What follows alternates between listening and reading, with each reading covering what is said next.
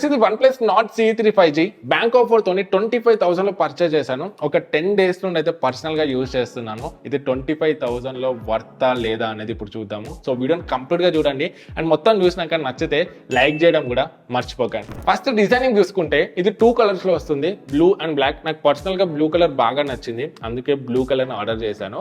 Back side మనకు polycarbonate bill ని use చేశారు, కాకపోతే చేతిలో పట్టుకుంటే మాత్రం గ్లాస్ కైండ్ ఆఫ్ ఫీల్ అయితే వస్తుంది. మంచి క్వాలిటీ పాలికార్బోనేట్ అయితే యూజ్ చేశారు. సైడ్ ఫ్రేమ్ కూడా మనకు పాలికార్బోనేటే. సో ఓవరాల్ గా డిజైనింగ్ చూసుకుంటే మాత్రం బాగుందని చెప్పొచ్చు. చేతిలో పట్టుకుంటే ఇన్ హ్యాండ్ ఫీల్ కూడా బాగుంది మనకు. సో గ్రిప్ బాగుంది అండ్ వెయిట్ డిస్ట్రిబ్యూషన్ కూడా బాగానే చేశారు. ఎస్పెషల్లీ బ్లూ కలర్ గర్ల్స్ కి బాగా నచ్చుతుంది. ఫ్రంట్ సైడ్ ఏ గ్లాస్ ప్రొటెక్షన్ యూజ్ చేశారో ఎక్కడ కూడా మెన్షన్ చేయలేదు. నాకు తెలిసి కార్నింగ్ గొరిల్లా గ్లాస్ 3 యూజ్ చేశారు అనుకుంటున్నాను. ఇందులో 10-bit 1.5K super AMOLED display ఉంది, 120Hz refresh rate and HDR10+ support తో. రెగ్యులర్ 8-bit 1080p డిస్ప్లే తో కంపేర్ చేస్తే ఇది 10-bit కాబట్టి కొంచెం ఎక్కువ పిక్సెల్స్ ఉండడం వల్ల ఆ షార్ప్నెస్, కలర్ కాంట్రాస్ట్ అన్ని బాగా ఐ ప్లీజింగ్ గా ఉన్నాయి. మూవీస్ చూస్తున్నప్పుడు, గేమ్స్ ఆడుతున్నప్పుడు ఆ పంచి కలర్స్ చూడడానికి చాలా బెటర్ గా అనిపిస్తాయి. బట్ డిస్ప్లేలో చిన్న చిన్న మైనస్లను అయితే నేను అబ్జర్వ్ చేశాను. యూట్యూబ్ లో 4K వీడియోస్ చూసినప్పుడు HDR వీడియోస్ ప్లే అవ్వడానికి చాలా స్ట్రగుల్ అవుతుంది. But 2K HDR 60fps videos smooth గానే ప్లే అవుతున్నాయి. వైడ్ బ్యాండ్ L1 సపోర్ట్ ఉంది. అమెజాన్ ప్రైమ్ లో HDR ప్లే అవుతున్నాయి, బట్ నెట్ఫ్లిక్స్ లో HDR వీడియోస్ ప్లే అవ్వట్లేదు. ఓవరాల్ డిస్ప్లే ఎక్స్పీరియన్స్ మాత్రం చాలా బాగుంది. ఇందులో 120Hz రిఫ్రెష్ రేట్ ఉంది. కొన్ని యాప్స్ కి 120Hz రిఫ్రెష్ రేట్ సపోర్ట్ చేస్తుంది, కాకపోతే కొన్ని యాప్స్ మాత్రం 90Hz రిఫ్రెష్ రేట్ వరకే లిమిట్ చేస్తున్నాయి. సో దీన్ని అయితే బ్రాండ్ కొంచెం కన్సిడర్ చేసి ఆప్టిమైజ్ అయితే చేయాలి. టచ్ రెస్పాన్స్ మీకు UI లో సూపర్ అనిపిస్తుంది, బట్ మనం గేమ్స్ ఆడేటప్పుడు లైక్ BGMI ఈ బడ్జెట్ వేరే ఫోన్స్ తో కంపేర్ చేస్తే టచ్ సెన్సిటివిటీ అనేది కొంచెం లో అనిపించింది. ఇందులో స్టీరియో స్పీకర్స్ ఉన్నాయి. 2 స్పీకర్స్ కూడా చాలా లౌడ్ గా ఉన్నాయి అండ్ క్రిస్ప్ గా ఉన్నాయి. దీంట్లో మనకు Dolby Atmos and hi-res support కూడా ఉంది. నేను ఆడియో శాంపుల్ ఒకటి వినిపిస్తా, వినండి.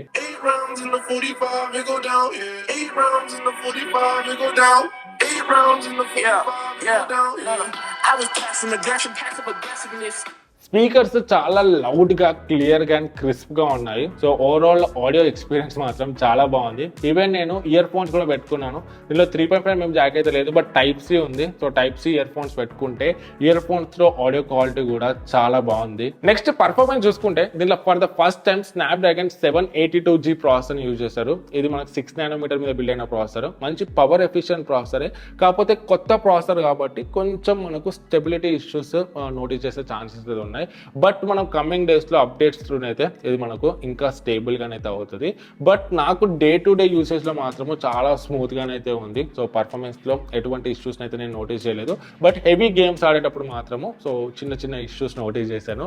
అది నేను గేమింగ్ లోనైతే మాట్లాడతాను. అండ్ మనకు నథింగ్ ఫోన్ ఉంది కదా, నథింగ్ ఫోన్ లో స్నాప్డ్రాగన్ 778G+ ప్రాసెసర్ యూజ్ చేశారు. సేమ్ అదే ప్రాసెసర్ కొంచెం క్లాక్ స్పీడ్స్ ని ఇంక్రీజ్ చేసి దీంట్లోనైతే తీసుకొచ్చారు. అంటూ బెంచ్ మార్క్ స్కోర్స్ రన్ చేస్తే 6 lakhs ప్లస్ వస్తున్నాయి. ఈ ప్రైస్ పరంగా ఓకే అని చెప్పొచ్చు. గీక్ బెంచ్ 6 రన్ చేశాను. నాకు సింగిల్ కోర్ మీద 1100 వరకు వచ్చాయి స్కోర్స్, మల్టీ కోర్ మీద 2800 స్కోర్స్ వచ్చాయి. సో మంచి స్కోర్స్ అనే చెప్పొచ్చు. CPU థ్రాట్లింగ్ టెస్ట్ నేను 3 times రన్ చేశాను. ఫస్ట్ డే థ్రాటిల్ స్కోర్ 71% వచ్చింది, సెకండ్ డే కూడా సేమ్ 71% వచ్చింది, థర్డ్ డే నాకు ఒక పర్ఫార్మెన్స్ అప్డేట్ వచ్చింది. ఆ అప్డేట్ తర్వాత నుండి స్కోర్ అనేది 95% అయితే వెళ్ళింది. డే టు డే యూసేజ్ లో పర్ఫార్మెన్స్ మాత్రం చాలా స్మూత్ గా ఉంది. సో ఎక్కడ కూడా నేను లాగ్స్ అయితే నోటీస్ చేయలేదు. యాప్స్ మనకు చాలా ఫాస్ట్ గా ఓపెన్ అవుతున్నాయి, యాప్ యానిమేషన్స్ కూడా ఫాస్ట్ గానే ఉన్నాయి.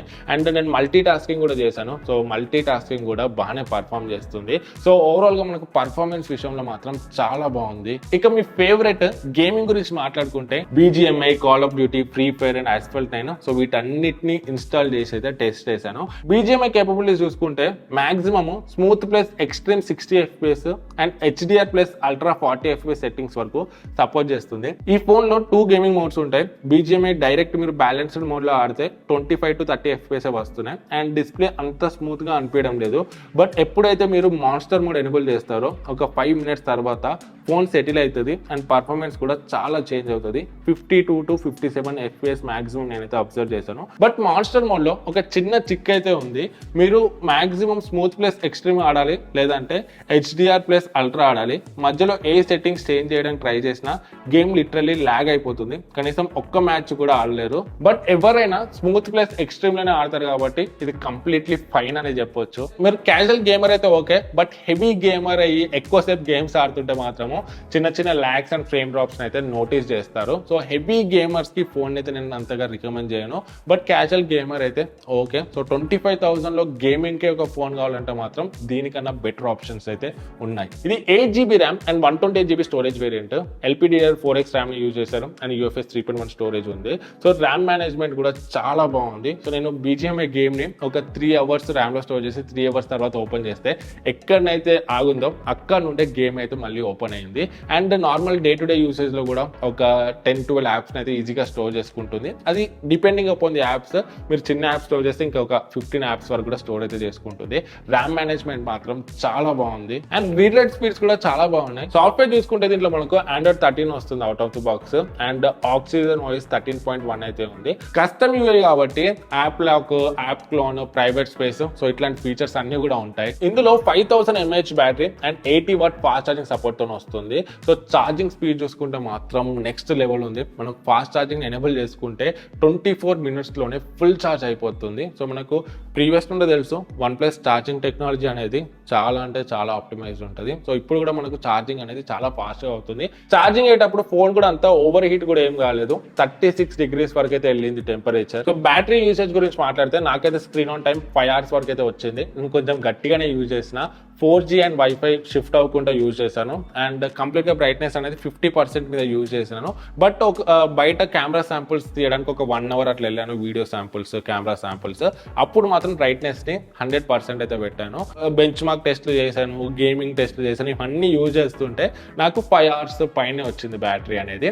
అండ్ ఒకవేళ మీరు 5G యూజ్ చేస్తే మాత్రం ఒక 30 to 40 minutes కొంచెం తగ్గే ఛాన్స్ అయితే ఉంది screen on time. So overall గా మాత్రం బ్యాటరీ సో ఈజీగా 1 day అయితే వస్తుంది. నార్మల్ యూజర్ అయితే మాత్రం 1 day పైనే వస్తుంది. సో బ్యాటరీ కూడా నాకు చాలా బాగుంది. ఇది హైబ్రిడ్ సిమ్ స్లాట్ తో వస్తుంది. 4G ప్లస్ కెరీర్ అగ్రిగేషన్ ఉంది, డ్యూయల్ 5G సపోర్ట్ చేస్తుంది అండ్ డ్యూయల్ బియోనర్ సపోర్ట్ కూడా చేస్తుంది. అంటే 2 జియో సిమ్లను అయితే యూజ్ చేయొచ్చు. టోటల్ 9 5G బ్యాండ్స్ ఉన్నాయి. అన్ని నెసెసరీ బ్యాండ్స్ అయితే ఇంక్లూడ్ చేశారు. Call quality and signal reception కూడా చాలా బాగుంది. కాల్ డ్రాప్ అవ్వడము సో ఇట్లాంటి ఇష్యూస్ కూడా నేను ఏం ఫేస్ చేయలేదు.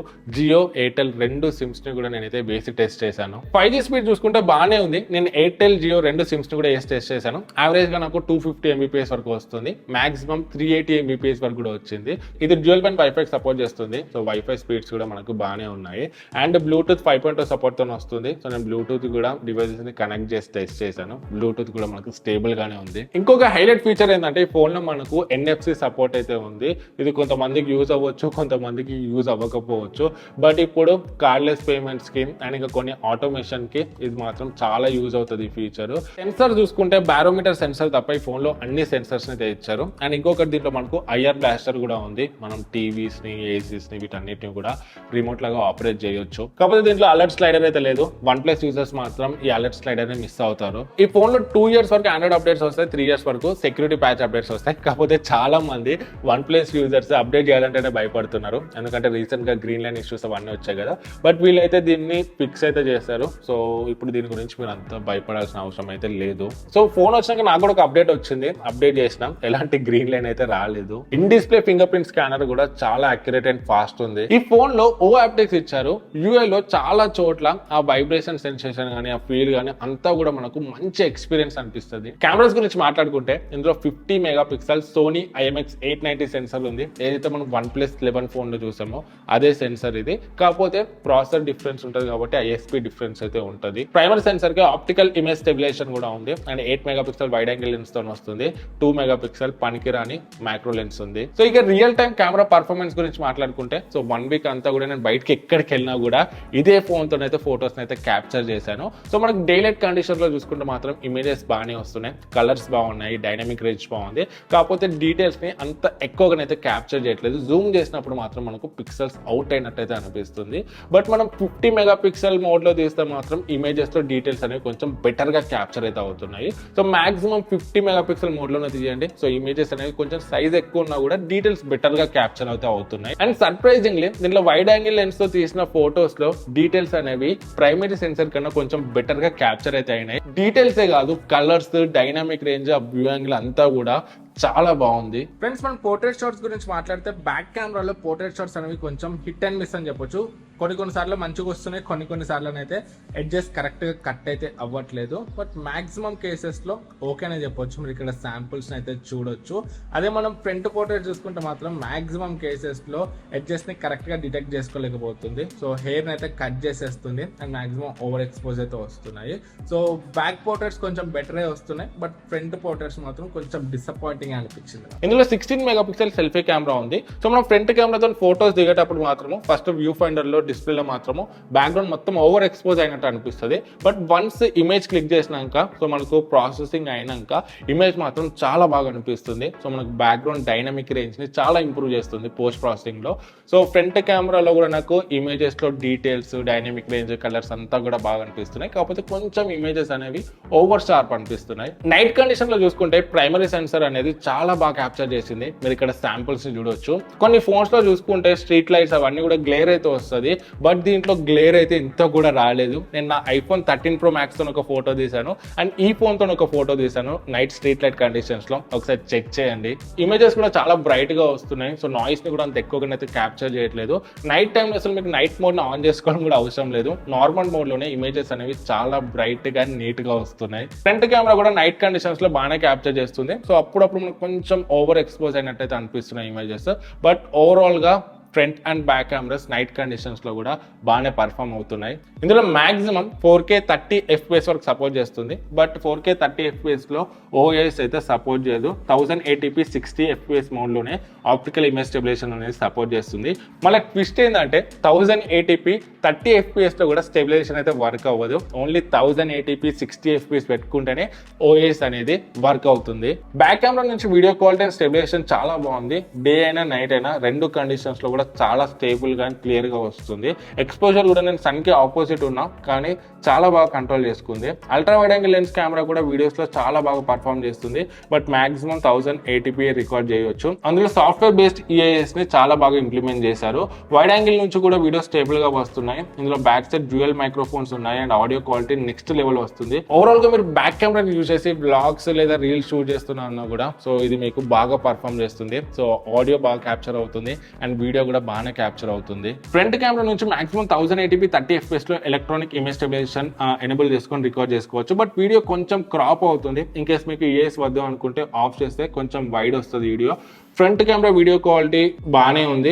బ్యాక్ కెమెరా అంతా అవుట్పుట్ ఎక్స్పెక్ట్ చేయకండి. నార్మల్ లైటింగ్ కండిషన్స్ లో బాగానే పర్ఫామ్ చేస్తుంది. బట్ ఇంకా ఏదైనా లైట్ ఉన్నా ఆ టైంలో లైట్ కంట్రోల్ చేయలేకపోతుంది. ఫోన్ ఫ్రంట్ వీడియో రికార్డ్ చేస్తున్నప్పుడు బ్యాక్గ్రౌండ్ అంతా ఓవర్ ఎక్స్పోజ్ అయ్యి వాష్ అవుట్ అయిపోతుంది. సెకండరీ నాయిస్ క్యాన్సిలేషన్ మైక్రోఫోన్ ఉంది. దానివల్ల మీకు వాయిస్ చాలా క్రిస్ప్ అనిపిస్తుంది అండ్ పికప్ కూడా చాలా బెటర్ ఉంది. ఓవరాల్ గా కెమెరా డిపార్ట్మెంట్ మాత్రం మరీ ఎక్సలెంట్ అని చెప్పను కానీ చాలా బాగుంది ప్రైస్ పరంగా. ఫైనల్ గా ఈ ఫోన్ ని కొనొచ్చా అంటే నేను కొన్నప్పుడైతే 25,000 ఉంది బ్యాంక్ ఆఫర్ తోని. ఇప్పుడు 27,000 అయితే వెళ్ళింది. సో మళ్ళీ 25,000 అండర్ లో వస్తే మాత్రం కన్సిడర్ అయితే చేయొచ్చు.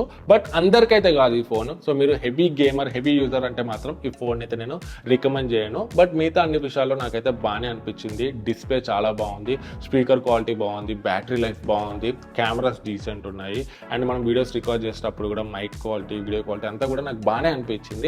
But heavy gaming, heavy user అంటే మాత్రము నేను రికమెండ్ చేయను. వేరే ఆప్షన్స్ కూడా ఉన్నాయి ఈ ప్రైస్ లో. సో ఈ వీడియో మీకు యూస్ఫుల్ అవుతుంది అనుకుంటాను. ఈ ఫోన్ కొనాలనుకుంటే దీనికి సంబంధించిన లింక్ కింద డిస్క్రిప్షన్ లో ఉంటుంది. అకౌంట్ నుండి అయితే చెక్ చేయొచ్చు. సో వీడియో నచ్చితే లైక్ చేయండి. ఇలాంటి మరిన్ని వీడియోస్ కోసం మన ఛానల్ సబ్స్క్రైబ్ అవ్వడం మర్చిపోకండి.